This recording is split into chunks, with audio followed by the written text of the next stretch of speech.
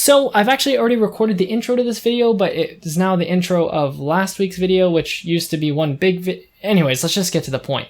You want to sell your hardware and you want to make some quick cash, whether it's to upgrade or just to get rid of depreciating hardware, just like I did recently in last week's video. I'm not implying anything, I'm just pointing. So if that's the case, you've come to the right place. Let's take a look. Oh, and you're probably going to notice my clothes change in a second, but yeah, I just explained that.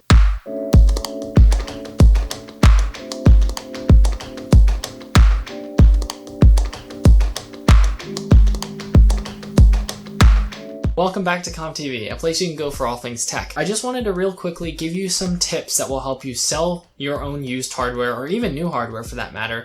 But these are the things that I've been doing for, honestly, years that have helped me to get rid of some of my old tech so that I can buy new tech, or honestly to just get rid of it while it's still valuable so that I can do other things with that money. These tips will help if you're especially selling on eBay, but they will also help if you're selling local on Craigslist or on any of those other apps like Letgo or... So I've been using this free app called Mercari. You can sell anything. Moving on, I'm gonna go ahead and go into my 5 tips on how to sell your used or new hardware. So for step 1, and this is possibly the most important step, especially when you look at these apps where you don't really need to type or anything, you want to take good photos. And I don't just mean good photos as in well-lit photos or necessarily even professionally done photos. Like, just because it looks professional doesn't mean someone's gonna buy it.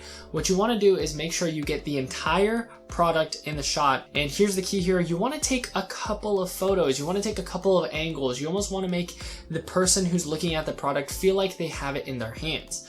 That is huge, and I know for me personally is where I kind of base some of this. I want to see a lot of photos, I want to make sure I get a good picture of what the product looks like, and don't be afraid to show those dings and scratches. That will make a person more confident in what they're getting, and it'll avoid them feeling like they've been cheated or like you lied to them in some way. Honestly, I think that's one of the most, if not the most important step, which I guess that's why I put it at number 1. Now, number 2, you're going to want to provide some decent descriptions of the product as well. You're not going to want it to be too short, and you don't necessarily want it to be too long, but the biggest tip I can give is make sure it's personal. There's nothing that I personally dislike more than when someone just copies and pastes the technical descriptions of the product, which, especially if you're using eBay, that's pretty pointless anyway, because they do that already when you post an item that has been listed already on eBay.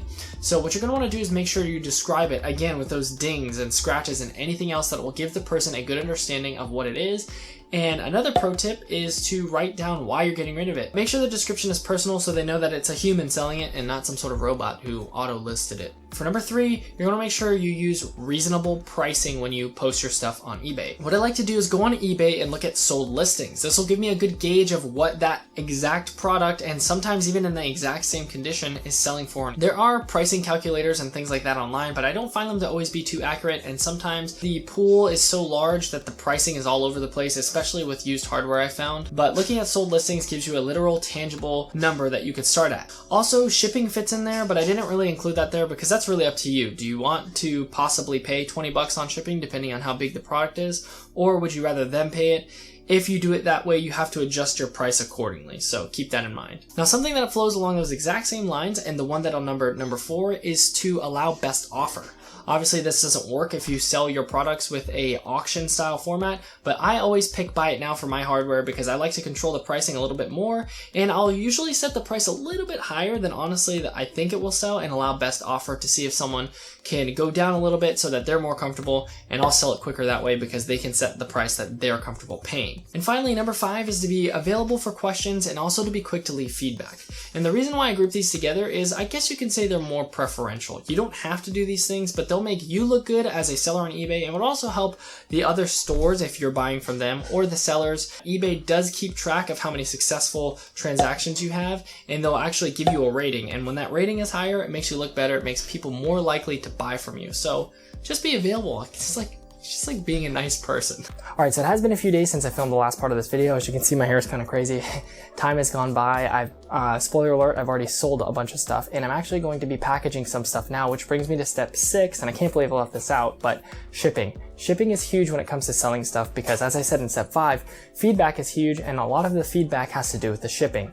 You want to make sure the product gets to the person who bought it in a timely manner, obviously, with a good shipping speed. Depending, you can actually change it. You could sell with economic shipping. It saves them money or you money if you give them free shipping. But the other thing is you want to package it well. And what I mean by that is making sure that it doesn't move much when it's in the box. You want to make sure it's packed with either packing peanuts or bubble wrap.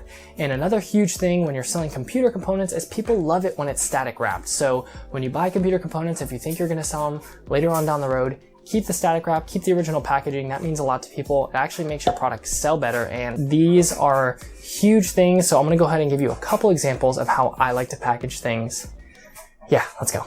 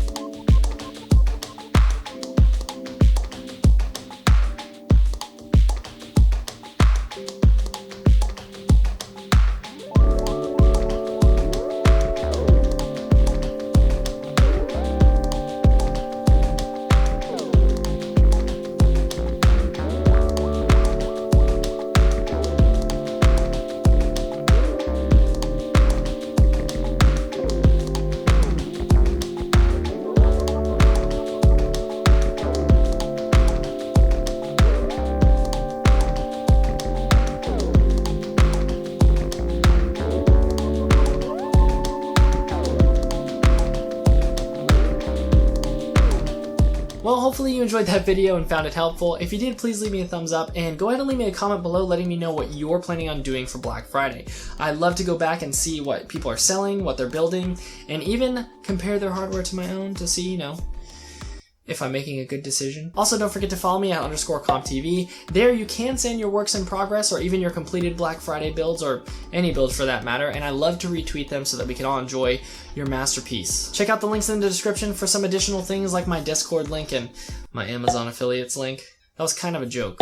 Also, if you want some more real-time communication and Twitter wasn't enough for you, you can check us out at chat.comptv.tech or discord.comptv.tech. Those actually go to the same place, and you can chat with us in real time, and by us I mean the Discord community, the CompTV community, and a bunch of other communities are there as well, where we can answer your PC tech questions, help you with builds, and it's just a really cool and fun environment to hang out in. And I think that was everything. Oh, and in case you didn't know, I'm Lee from CompTV.